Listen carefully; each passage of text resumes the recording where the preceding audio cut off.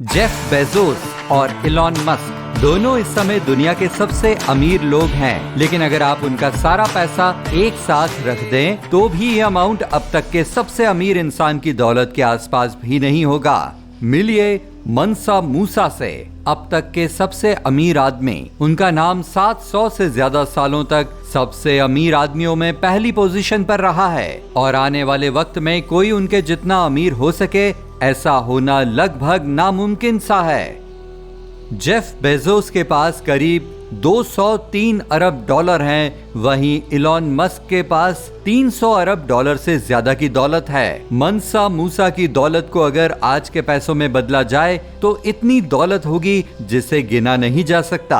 सबसे कम एस्टीमेट के हिसाब से उनके पास 400 से 500 अरब डॉलर से भी ज्यादा थे। हालांकि ये केवल एक अंदाजा भर है। ज्यादातर इतिहासकारों का मानना है कि वो किसी की सोच से भी ज्यादा अमीर और शक्तिशाली थे और इतनी दौलत ने उनके देश की इकोनॉमी को तबाह कर दिया था। चलिए शुरुआत से शुरू करते हैं। मनसा मूसा 1280 में पश्चिमी अफ्रीका में माली देश में पैदा हुए थे, जो आज रिपब्लिक ऑफ माली है। उनके पूरे परिवार में सभी लोग राजा थे, इसलिए उन्होंने अपना बचपन और जवानी लग्जरी में बिताई। इस पूरे समय के दौरान उनके बड़े भाई ने देश पर राज किया और फिर जब मनसा मूसा 32 साल के हुए, उनके भाई ने सब छोड़ दिया।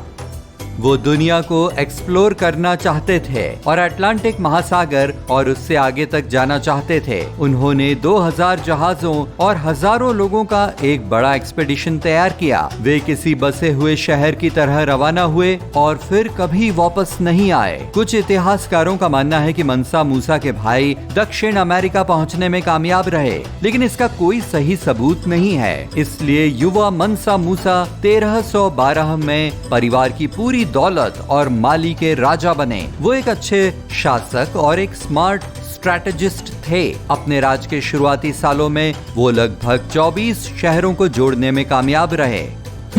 उन्होंने अलग अलग छोटे राज्यों को एक एम्पायर में मिला दिया। उन्होंने माली साम्राज्य को बहुत बढ़ाया। ये अटलांटिक महासागर से करीब 2000 मील की दूरी पर फैल गया था। कॉन्टिनेंट का लगभग पूरा वेस्टर्न हिस्सा उनका था। उसी पल से मनसा मूसा की दौलत बहुत ज्यादा बढ़ने लगी। पुराने समय में पूरे प्लेनेट पर सोने को सबसे कीमती दौलत माना जाता था। कई इतिहासकारों का मानना है कि उस समय मनसा मूसा के पास दुनिया भर में मौजूद सोने के भंडार का लगभग आधा हिस्सा था। उन्होंने माली में सोने और नमक जैसे दूसरे कीमती सामानों के लिए हजारों ट्रेडिंग सेंटर्स खोले और इस बड़े पैमाने पर होने वाले ट्रेड प्रॉफिट का एक हिस्सा सीधे मनसा मूसा के पास जाता था। उनके पास सब कुछ था, पैसा, पावर और नौकर, लेकिन कुछ ऐसा था जिसकी कमी उन्हें खलती थी। उनकी इच्छा उनके भाई के जैसी थी। मनसा मूसा भी ट्रैवल करना चाहते थे, दुनिया को एक्सप्लोर करने के लिए नहीं, बल्कि अपनी एम्पायर का गुणगान करने के लिए। वो पूरी दुनिया में नाम कमाना चाहते थे। विदेशों में उनके शक्तिशाली राज्य के बारे में बहुत कम लोगों ने सुना था, लेकिन वो जानते थे कि उनका देश लगभग पूरी दुनिया में सबसे अमीर है। वो जो चाहते थे उसे पाने के लिए मनसा मूसा सहारा रेगिस्तान और इजिप्ट से होते हुए मक्का की तीर्थ यात्रा पर गए। ये ट्रिप अब तक की सबसे बड़ी ट्रिप्स में से थी। मनसा मूसा ने लगभग 60,000 लोगों के एक कारवां के साथ अपनी यात्रा शुरू की। उनके साथ पूरा रॉयल कोर्ट, सभी ऑफिशियल्स, हजारों सैनिक, कलाकार, ऊंट चलाने वाले, व्यापारी और दसियों हजार नौकर थे। वो खाने के लिए बकरियों और भेड़ों का एक बड़ा झुंड ले गए थे। ये रेगिस्तान से गुजरता हुआ एक बहुत बड़ा शहर था। जरा सोचिए कि इस भीड़ को खिलाने के लिए कितना पानी और खाना चाहिए होगा। जैसे ही राजा ने पड़ाव की घोषणा की, लंबे टेंट कैंप्स लगाए गए। इतने बड़े इलाके में घूमने में आपको पूरा दिन लगेगा। हजारों लोगों ने खाना बनाने का काम शुरू किया। कलाकार स्टेज पर परफॉर्म कर रहे थे। व्यापारी अपने सामान को कैंप के अंदर या वहां से गुजरने वाले यात्रियों को ऑफर कर रहे थे। नौकर जानवरों की देखभाल और घरेलू कामों में मदद कर रहे थे। ये सब चिलचिलाती धूप में गर्म रेत के ऊपर हो रहा था और फिर उन्हें फिर से चलने के लिए इस टेंट के शहर को समेटना था। हो सकता है इस सफर में हर कोई सरवाइव न कर सका हो, लेकिन अच्छी बात ये थी कि मनसा मूसा ने अपने लोगों के साथ बहुत अच्छा बर्ताव किया। इनमें से लगभग सभी लोगों ने बहुत ही अच्छे पर्शियन सिल्क और सोने के धागों से बुने हुए कपड़े पहने थे। सैकड़ों ऊंट सैकड़ों हजारों पाउंड शुद्ध सोने का भार खींच रहे थे। वहाँ इतना सोना था कि आप उसे दूर से ही धूप में चमकते हुए देख सकते थे। कोई कभी भूखा या प्यासा नहीं रहा। वहाँ आराम भरे सफर के लिए भरपूर सामान था। पास से गुजरने वाले यात्री उस बड़े रॉयल एक्सपेडिशन के स्केल और खूबसूरती को देखकर हैरान थे। माली के राजा के आने की खबरें राजा के खुद पहुंचने से पहले ही कायरो पहुंच गई थीं। आखिरकार मनसा मूसा का कारवां कायरो पहुंच गया। उस लग्जरी और दौलत को देख वहां के सभी लोग हैरान थे। लेकिन सबसे अच्छी बात यह थी कि राजा ने उदारता से इसे लोगों के साथ शेयर किया। राजा ने उन्हें जो सोना दिया उससे बहुत से गरीब लोग अमीर हो गए। वो कायरो में 3 महीने तक रहे। सोना हर जगह था और इसलिए उसकी कोई कीमत नहीं रह गई थी। जब ये सबके पास था तो ऐसे में सोने के बदले सामान बेचने का कोई मतलब नहीं था। इस तरह मनसा मूसा ने कायरो में रहने के दौरान सोने की कीमत कम कर दी और देश की इकोनॉमी को तबाह कर दिया। मॉडर्न इकोनॉमिस्ट और हिस्टोरियंस के हिसाब से उन्होंने जो क्राइसिस पैदा की उससे मिडिल ईस्ट में लगभग $1.5 अरब का नुकसान हुआ।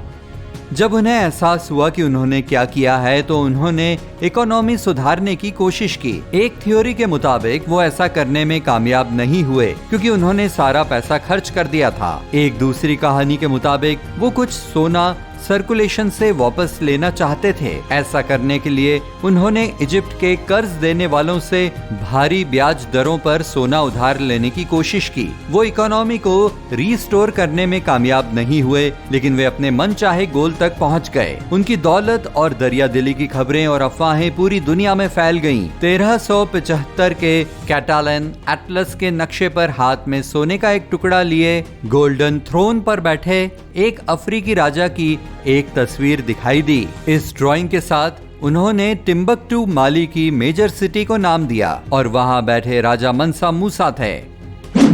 यहाँ शहर और उसके राजा से जुड़ी कुछ सच्ची कहानियां भी हैं। कुछ लोग कहते हैं कि मनसा मूसा के पास जितनी दौलत थी उसे गिनना नामुमकिन था। दूसरों का मानना था कि उनके पास इतना सोना था कि धरती पर मौजूद हर आदमी को अमीर बना दे। दुनिया भर से लोग इस जगह को अपनी आंखों से देखने के लिए माली आने लगे। मिस्ट्री के चलते टिम्बकटू अफ्रीकन एल्डोराडो जैसा बन गया। कई लोगों ने सोचा कि ये दुनिया के आखिर में एक गोल्डन सिटी थी। यूरोप के ट्रेजर हंटर्स और एक्सप्लोरर्स इस राज्य को देखने के लिए लंबे खतरनाक सफर पर गए, लेकिन ये सब मनसा मूसा के राज के कई सालों बाद हुआ।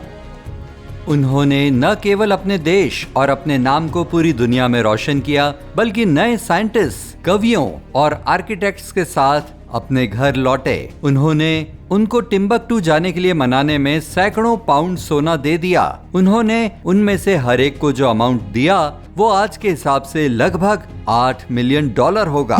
उन्होंने एजुकेशन, आर्ट, लिटरेचर, आर्किटेक्चर और लाइब्रेरीज में इन्वेस्ट करना शुरू किया। उन्होंने स्कूल और कॉलेज बनवाए। मनसा मूसा के राज में टिम्बकटू सेंटर ऑफ एजुकेशन बन गया था। दुनिया भर से लोग यहाँ हाई क्वालिटी नॉलेज पाने के लिए आते थे।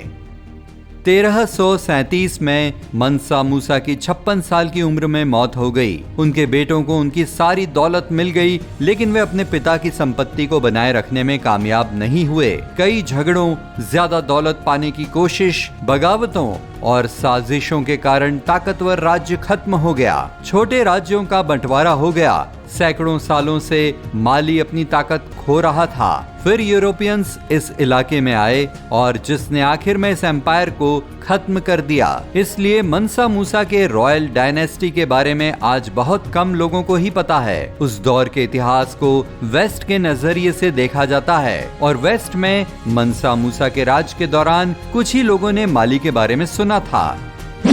अगर यूरोपियंस तब इस देश में आए होते जब ये अपनी मिलिट्री और इकोनॉमिक पावर में सबसे ऊपर था, तो मनसा मूसा बहुत अधिक फेमस हो जाते और देश की शान कई शताब्दियों तक फैली रहती। लेकिन यूरोपियंस लगभग 200 साल देर से पहुंचे। उन्होंने देश को एक गंभीर संकट और बगावतों के बीच पाया। ये कैलकुलेट करना अभी भी नामुमकिन है कि वो कितने अमीर थे। शायद कोई और उस लेवल तक कभी नहीं पहुंच पाएगा। अगर आज मनसा मूसा डायनेस्टी जिंदा होती और उनके एम्पायर बनी रहती तो हम शायद एक अलग ही दुनिया में रहते। अफ्रीका दुनिया का सबसे अमीर और सबसे डेवलप्ड कॉन्टिनेंट होता और माली इसका सेंटर होता।